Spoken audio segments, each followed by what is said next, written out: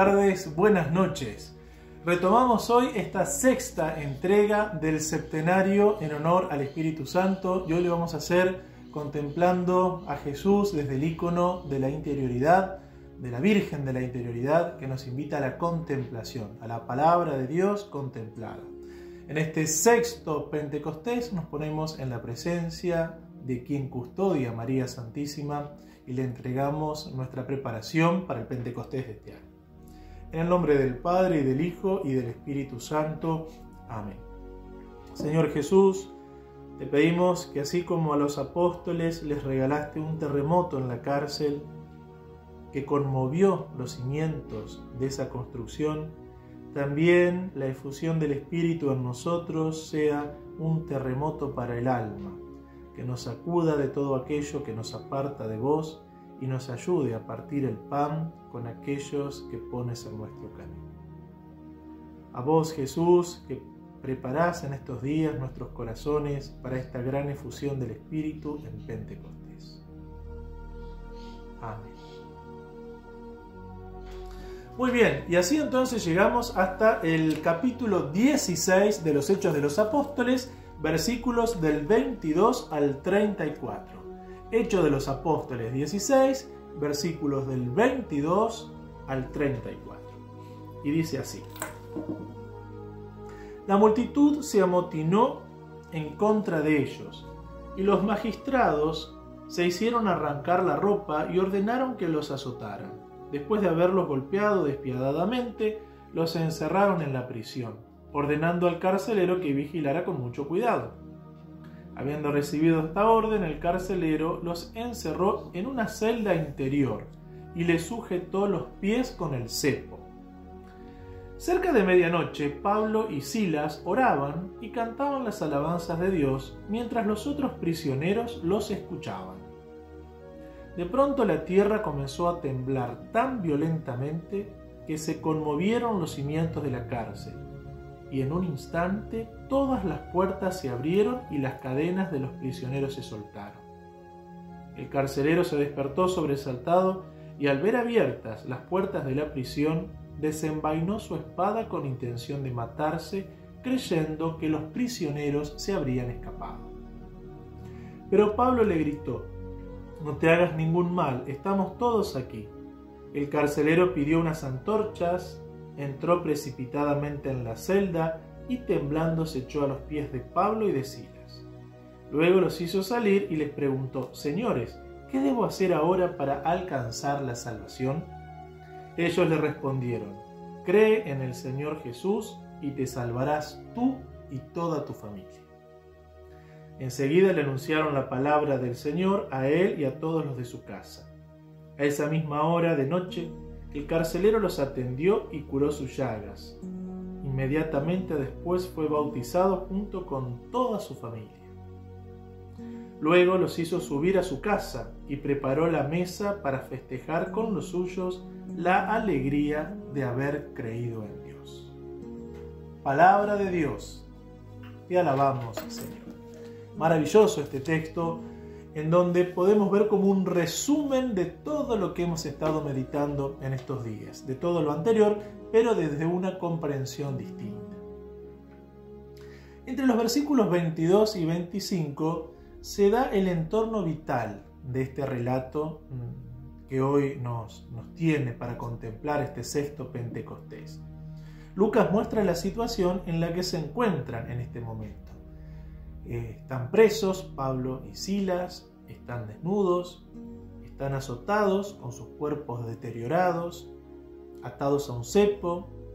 Es medianoche en el fondo de la prisión. Las prisiones romanas se cavaban en grutas, en la parte más profunda, ahí se encontraban Pablo y Silas, en la mayor oscuridad posible, la oscuridad de medianoche y la oscuridad del ser, en donde, al igual que Jesús en la cruz, despojados de las vestiduras, estaban desnudos como los animales, ¿no? Despojados de esto que nos hace personas, el ropaje, por ejemplo, ¿no?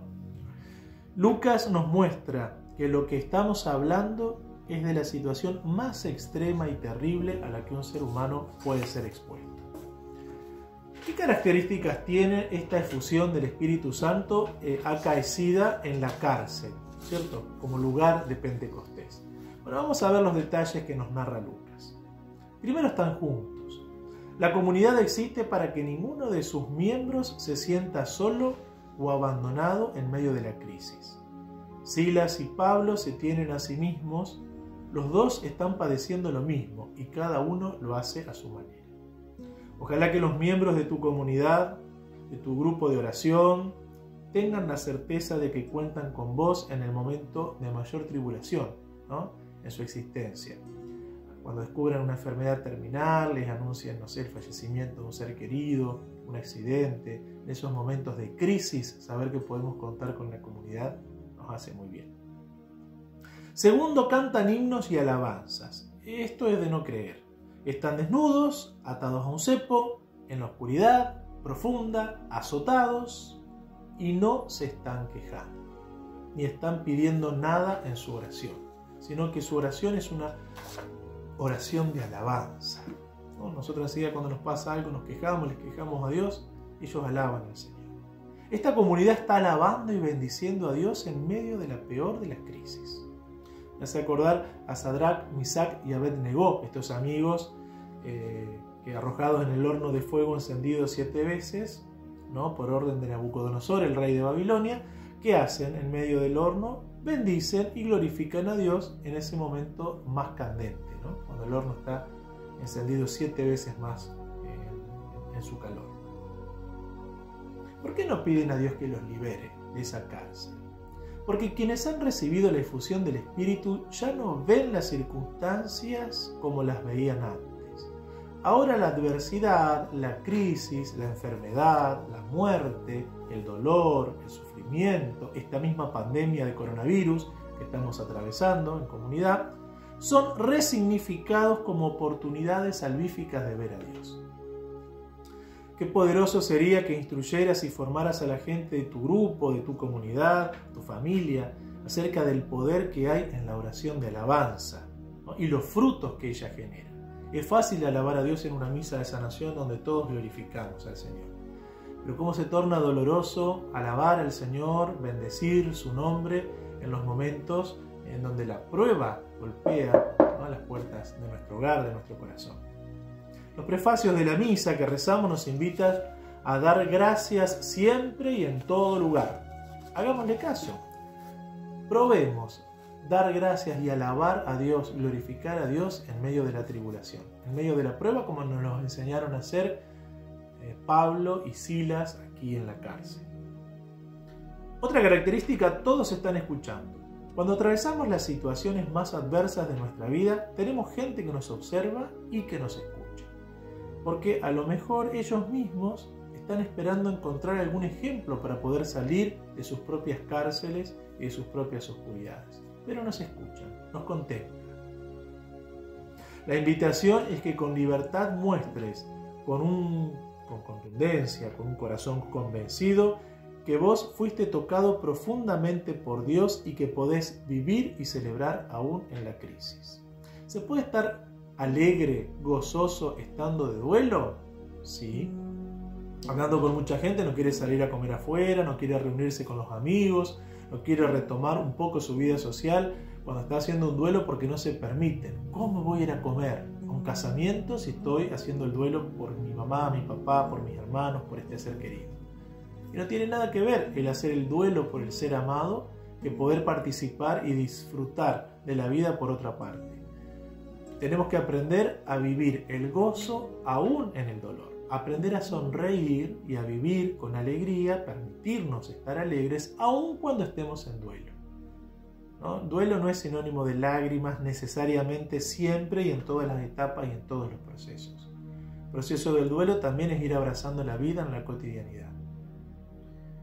Y se produce en medio de esto un terremoto. Vuelve a aparecer el terremoto como en el segundo Pentecostés, cuando les contaba la anécdota de Calamuchita, que nos pasó contando con el obispo, que retembló la capilla, como ese terremoto que ocurrió y que dejó huellas profundas en los apóstoles.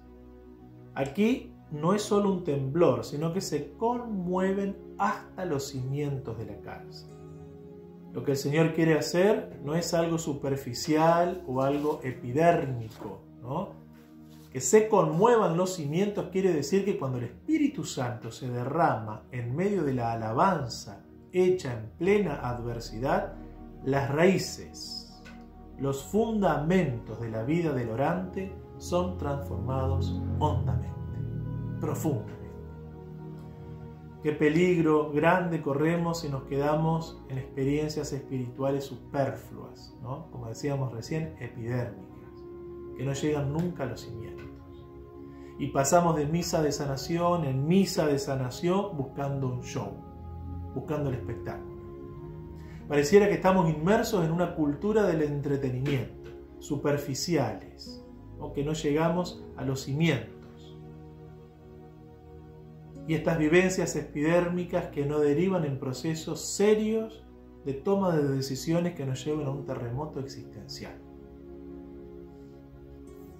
Que conmuevan nuestras vidas, que esas experiencias del Espíritu conmuevan lo más profundo de nuestro corazón. Nuestros eventos carismáticos, los retiros, las conferencias, los conciertos, las jornadas, nuestras NDA, las misas de sanación, la experiencia de Alfa con las efusiones del Espíritu, parecen circos espirituales a los que va la gente a entretenerse. Algunos, pocos, gracias a Dios, viven su espiritualidad neumatológica, la vivencia del Espíritu de un modo nuevo, a los pies de Jesús, presente en la Eucaristía. Continúan en un proceso de crecimiento. Pero ¿cuántos solamente participan de este circo espiritual, de este show, de este espectáculo? Es hora de llevar a nuestra gente a dar pasos de verdadera espiritualidad, en donde pasando de lo superficial y primario sean capaces de acciones concretas de autogobierno, de reconciliación, de reconstrucción de sus propios proyectos de vida en nombre de nuestro Señor Jesús, el Divino Cordero. Que el Espíritu haga mella en sus corazones, que poder rezar adelante de Jesús en la Eucaristía, de la devoción a María Santísima, sea fruto de esta experiencia vivificante de estos eventos, ¿no es cierto?, de tinte carismático. Otro punto en común es la experiencia de la libertad. Cuando sucede el terremoto en la cárcel, quedan libres. Y dice San Pablo en la carta a los Gálatas, para ser libres nos liberó Cristo. Después de la efusión, Dios saca al hombre de su prisión existencial, nos hace libres. Ya no se es esclavo, ahora se puede decir no a esto que es motivo de pecado para mí, a esta pasión dominante. Tenemos la fuerza del Espíritu para decirlo. No olvides que solo quien es libre es capaz de negarse a sí mismo. Quien ha sido rescatado por el poder de Dios puede dejar de decir sí a todo y a todos, y ahora puede decir sí únicamente a Jesús y a su proyecto de vida. Eso es maravilloso porque quienes recibimos el Espíritu también caemos y por eso acudimos al sacramento de la reconciliación, porque en nuestro querer decir sí muchas veces caemos, aunque nuestro espíritu, movido por el Espíritu Santo, provoca este deseo de cambiar. Mucha gente no se confiesa porque dice: Padre, yo no puedo decir propongo firmemente no pecar más, porque no puedo hacer esa promesa. Bueno, justamente es un propósito. No decís prometo firmemente no pecar más. Decís propongo con firmeza. Hoy no quiero volver a hacer esto. Hoy no quiero volver a dañarme a mí. No quiero volver a hacer daño a mi prójimo. No quiero volver a alejarme de Dios. Hoy tengo este propósito que le presento al Señor en el sacramento para ser bendecido. Pero conozco que mi carne es débil y que voy a necesitar de la misericordia de Dios más adelante. La confesión es un propósito, ¿no?, de crecer en santidad. No es una promesa a Dios. Porque si no seríamos muy presuntuosos de pensar que con nuestras propias fuerzas podríamos llegar a la santidad, ¿no? Y Dios permite ese terremoto existencial en cada confesión buena, en cada confesión fuerte, para reconocer que en nuestra nada Él obra. Y dice, estamos todos aquí. Llama la atención este detalle. ¿Por qué no se escaparon los presos? Solo huye quien piensa que la libertad está en un lugar distinto al que uno se encuentra en ese momento, ¿no? Si se ha experimentado la libertad interior y se ha vivido un profundo terremoto existencial, ya no necesito andar como un fugitivo. Tenemos la urgencia de dejar de ser prófugos existenciales, que unidos de acciones y omisiones vividas en el pasado, vivimos aferrados a esos recuerdos no superados, a las relaciones frustradas, de odios no sanados y de tantas realidades de las que Dios quiere sanarnos y quiere invitarnos a soltarnos. Moisés, quien había asesinado a un capataz del faraón en Egipto, recibe en la zarza ardiente la misión de ir a hablar con el faraón. Solo asumiendo su pasado, solo enfrentando su historia, alcanza las herramientas humanas para reconstruir su vida y el proyecto de santidad que Dios tenía pensado para él. Del mismo modo nosotros, solo si asumimos nuestro pasado, enfrentando nuestra historia, vamos a alcanzar las herramientas humanas para reconstruir el proyecto de Dios en nosotros. ¿Qué consecuencias trajo este Pentecostés? Pablo y Silas se convierten en carismas para el carcelero y para su familia. El carcelero, que fue obedeciendo órdenes, maltratando a Pablo y a Silas, los maltrata en grado extremo. Pero Pablo y Silas optan por el amor por este enemigo según las enseñanzas del Señor Jesús, ¿no? Les evita que se haga daño. Vos, ¿ya fuiste a evitar que quienes dañaron tu vida se sigan provocando males a ellos mismos o a los otros? ¿Hubo posibilidad de encuentro y de corrección? Después del gesto de lavarles las heridas, se sientan a compartir la mesa. Nuevamente podemos leer en clave eucarística esta cena, este almuerzo, esta cena, esta comida, ¿no? Se reunieron a compartir la comida, la Eucaristía. Y las consecuencias lógicas de esta noche de Pentecostés es el gozo de haber creído en Dios, la conversión de este pagano que ha recibido nuevamente esta difusión del Espíritu. Un hermoso Pentecostés realizado en la cárcel, ¿no? Como lugar de la efusión del Espíritu, con muchas enseñanzas para Pablo y Silas, para los otros presos que se encontraban contemplando el accionar de los apóstoles en la adversidad, y fundamentalmente para este hombre, ¿no? El carcelero que descubre en su corazón, por medio de aquellos a quienes había maltratado, el amor de Cristo, esa caricia de Dios que se hace dulzura en ese rostro duro, ¿no? En ese rostro de carcelero. Vamos a rezarle al Señor hoy custodiado con la Virgen de la Interioridad para culminar este sexto día de este septenario. Mañana ya vamos a estar meditando el último texto del Pentecostés en la iglesia primitiva, en los Hechos de los Apóstoles, y puestos en esta presencia de Jesús Eucarístico, hacemos nuestra oración. Padre de bondad y de misericordia, quiero alabarte y bendecirte, tal vez por primera vez en mi vida, por la circunstancia de dolor o de sufrimiento por la que he estado pasando. No te quiero pedir que me la quites o que la transformes. Lo que quiero es darte las gracias porque estoy seguro de que en esta oración tú transformas mi manera de ver esa realidad tan difícil y me haces abrazarla como una maravillosa oportunidad para ver tu gloria brillar en ella y que se convierta en una posibilidad de salvación y de vida.